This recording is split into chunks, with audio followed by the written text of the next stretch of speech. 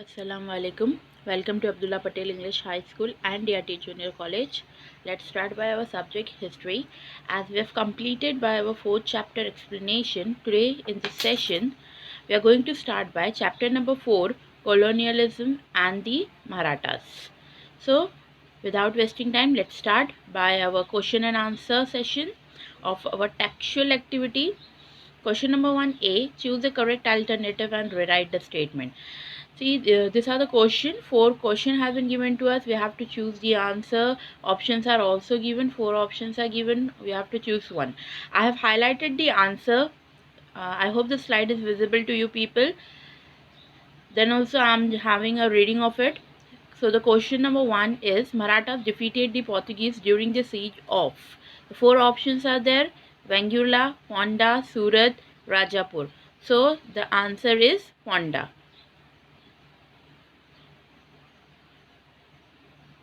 Second, the political relation between Chhatrapati Shivaji Maharaj and the British began due to the episode of. Options are Kodal campaign, Afzal Khan, Fazal Khan, coronation. So the answer is Afzal Khan. The younger brother of Bajirao Peshwa I defeated the at Vasai. The dash at Vasai. So the options are British, French, Dutch, Portuguese. So the right answer is Portuguese. Last question. The third battle of Panipat was fought between Marathas and the dash British, Abdali, Ahmad Khan, Bangash, Najib Khan. So the option is Abdali. The first answer is Fonda, second answer is Afzal Khan, third answer is Portuguese, and fourth is Abdali. So here we have completed by question number 1A. Now moving further to question number 1B. It is to find the incorrect pair from the group B and write the correct one. So see in your test book, question number A and question number B, group A and group B has been given to you. Group A should be matched by group B. So any one option is incorrect. So let's see. Question number 1, Cosmeda Garuda. Here the option is given in group B is Portuguese historian, so it is correct. Gonçalves Martins, the option is given Portuguese emissary, this is also correct. Franciscus Martin, the option is given chief of Dutch factory, this is wrong. Instead of it, see I have given in blue, it is highlighted Governor General of Pondicherry. Francisco was the Governor General of Pondicherry, not a chief of Dutch factory. Okay, so make the correction, it is Governor General of Pondicherry. Fourth one, Henry Revington, the correct answer is British officer. So here we have completed by question number 1B. Now moving further to question number 2, that is write names of historical places, person and event. One word you have to give for the sentence. So the first one is the first Europeans to arrive in India. So who were the first people to arrive in India? Yes, of course, Portuguese, Vasco da Gama, remember? So our answer is Portuguese. Second, the place where the Portuguese stored ammunition. Ammunition means weapons. Okay, so where they were keeping their weapons safely? Yes, at Panvel. Third, they honored Chhatrapati Shivaji Maharaj with tributes for ensuring the safety of their factories and issuing trading permits. Who honored, who has taken the permission? The Dutch. Fourth one, the British agent at Jaitapur was Velaji. I hope the slide is visible to you people. Moving further to question number 2B. Here we have to choose any one reason, correct reason, and complete the sentence. So only one is given to you, that is Chhatrapati Shivaji Maharaj levied octroi on the salt trade too. Why he has levied octroi on salt trade? So, 4 options are given to you: oppose the Portuguese, stop the British trade of salt, raise funds for Swarajya, oppose the colonists. For what? So, for all, whoever were coming, colonial rule was established in India.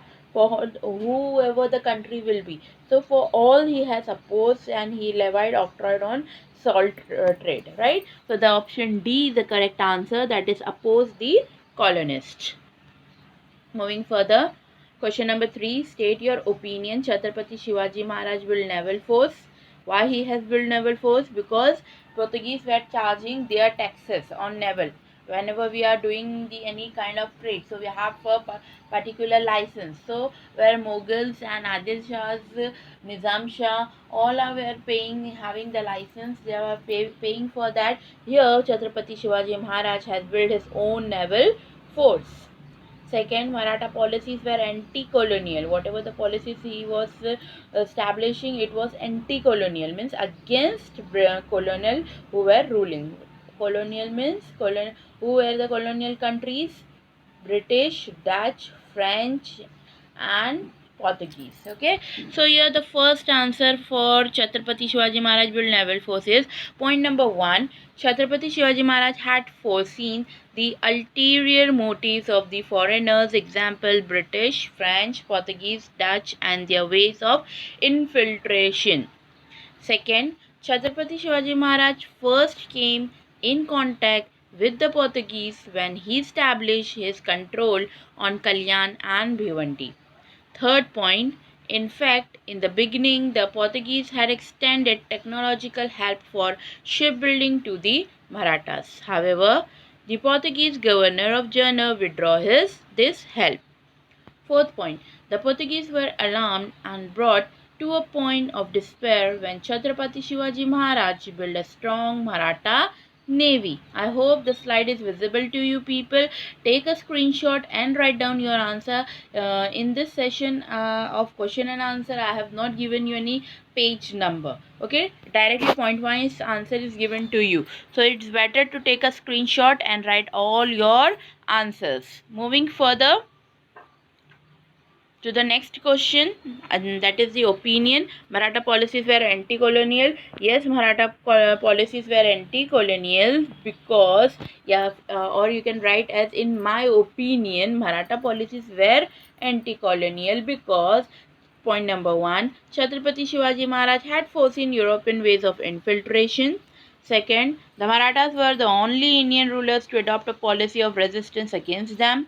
Third point, Chhatrapati Shivaji Maharaj followed resolute policy of safeguarding Maratha sovereignty. Fourth point, he built a strong naval force and took up construction of sea forts. Fifth point, he levied octroi on British salt trade, local salt trade. Fourth, later Chhatrapati Sambhaji Maharaj also fiercely fought the Portuguese. So these are the 6 points that you have to write in the opinion of Maratha policies were anti-colonial. Moving further to our next question, that is, more 2 points are there. 7th point, Chimaji Appa, brother of Bajirao Peshwa I, defeated the Portuguese at Vasai. 8th point, because of a trained army and well-equipped artillery, Mahatji Shinde could establish Maratha power in North India and was also successful in keeping the British under control. See, these more 2 points are there that you have to write in anti-colonial. Okay, opinion of anti-colonial. Marathas were against the anti-colonial policies. Moving further to question number 4, answer the following question in detail. Point number 1, write about Chhatrapati Shivaji Maharaj policy regarding the European traders as seen in his Adnya Patra. Second, explain Chhatrapati Shivaji Maharaj resolute policy of safeguarding Maratha sovereignty. Third, why did the strongest Maratha rule in India come to an end? So let's start by question number 1. Write about Chhatrapati Shivaji Maharaj policy regarding the European traders as seen in his Adnya Patra. Point number 1, I am reading for you. Chhatrapati Shivaji Maharaj stated very clearly in Adnya Patra that the Portuguese, British, Dutch and the Danish, it is not Danish, it is Danish. The Danish are money lenders, but unlike other common money lenders, they arrive with the help of kings who are desirous of grabbing land in the country. Point number 2, European traders are establishing themselves in foreign lands and they are Very stubborn. Stubborn means ziddi. Once they acquire a space, they will never let go of it even if they have to die. Third point, we should keep the European traders at bay, maintaining only business relation and never allotting them any space near a sea fort. If for any reason they have to be allotted a plot for their factory, it should never be near the entrance of a creek or on the sea coast. If allotted, it should be far away from the sea coast and near a village. Fourth point, however, at a first opportunity, these people flaunt their military strength with the help of their naval force, cannons, and ammunition. They build new sea forts with the help of their naval force. Moving further to the fifth point, precaution has to be taken to see that their establishment does not cause any nonsense, so they should not permit them to erect permanent buildings. Sixth point, European traders must accept this condition, otherwise, they are of no use. We should not obstruct them and should not let them obstruct us. Seventh point, if the European traders are found in the enemy land during Maratha expedition, there he said that a fine should be collected from them. After they pay the fine, they should be sent back to the factory or the place from where they had arrived. Last point, that is the eighth point. However, Maharaja asserted that European traders should not be treated like an enemy is treated.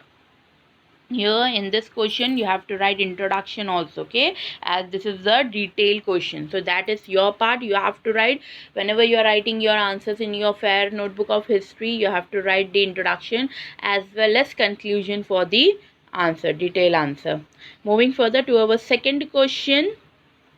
Now see here, second question is having a smart code, that is resolve. So as you can remember the answers. So the first point, resolve R, the word R is there, Rajapur factory opens. Second is E, entered an agreement. So the first point is Rajapur factory opens. Henry Occident, a British agent, was present in the coronation ceremony of Shivaji Maharaj. He obtained a permission to open a British factory at Rajapur.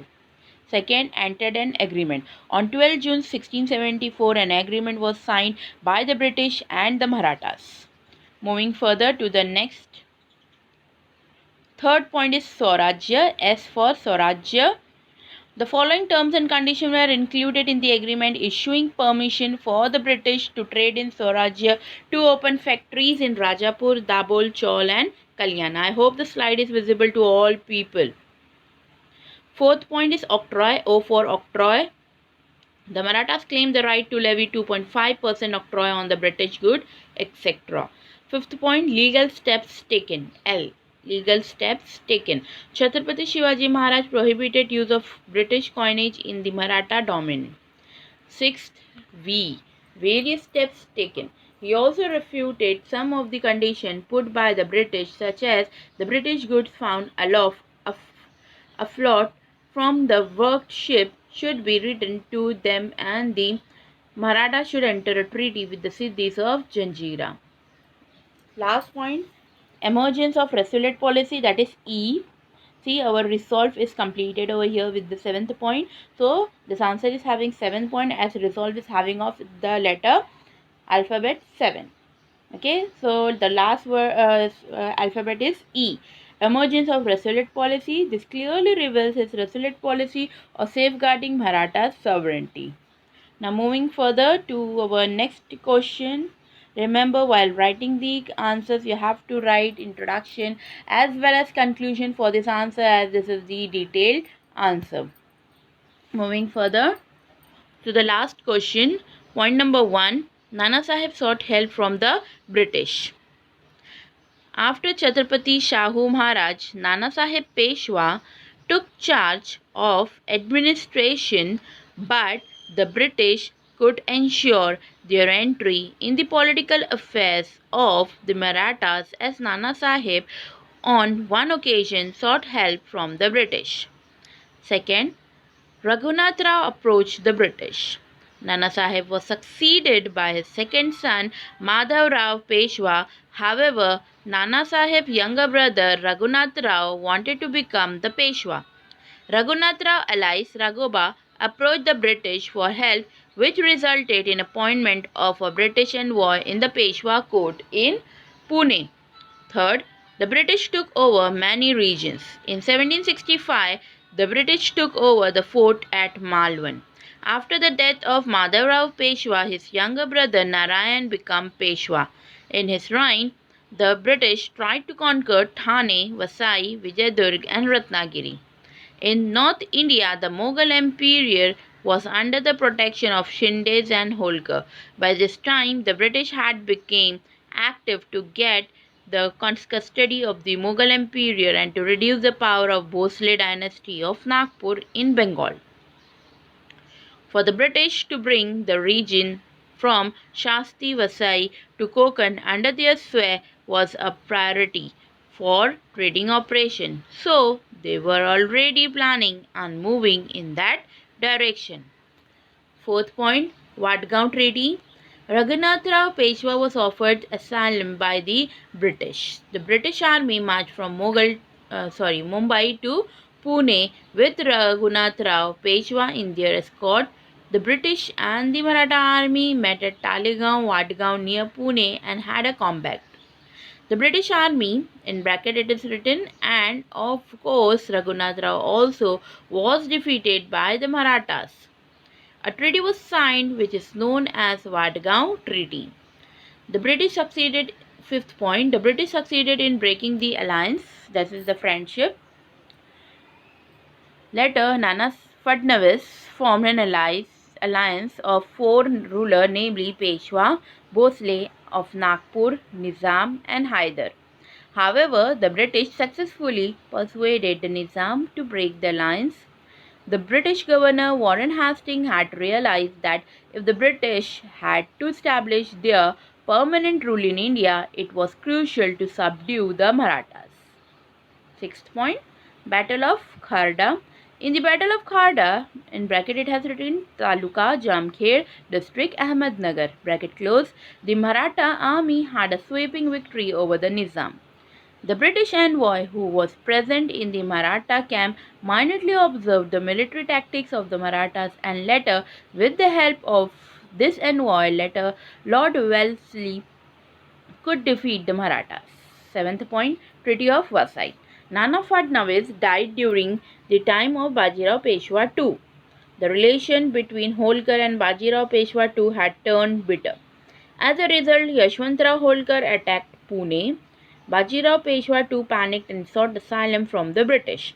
The treaty signed by the British and Peshwa after the instance is known as Treaty of Vasai. However, this treaty was not acceptable to Shinde and Holkar. Hence, there was another Anglo-Maratha war in 1803. The Marathas were defeated in this war. 8th point, Third Anglo-Maratha War.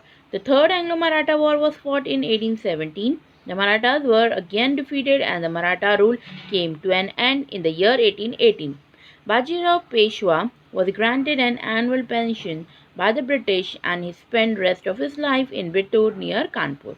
So this is the answer. You can find in your textbook also very easily if you don't want to write like this, but I hope if you are writing in points, so you will be scoring good marks. Plus you have to write introduction as well as conclusion for the answer. Okay, so that is your part, I have not given to you. Now moving further to our question number 5, that is of the map. Observe the map of on page number 22 of your textbook and answer the question based on it. So the first question is, where were the Dutch colonies located on the west coast of India? You have to observe the map, okay students? Then only write this answer so as you can have an idea how to see the map, how to read the map. I have given you direct answer, but you have to have a look at least for your boards. Maybe the question may be asked in your board. So at that time, what you are going to do? So just have a look on the map on page number 29 and then solve it. Okay, answer is provided to you people. Where were the Dutch colonies located on the west coast of India? So there were no There were none on the west coast of India. Second, where did the French establish their colonies on the east coast of India? So it was Pondicherry. Third question, whose factories were established in Agra and Allahabad? So there were no factories at Agra or Allahabad. According to the map it is. The answers are according to the map. Okay. So I hope you have understood how to write your answers and all the slides are visible to you people. So here I would like to end by our session. In our next session, inshallah, we are going to start by chapter number 5. So till then, stay tuned. Thank you so much for listening. Stay at home. Stay safe.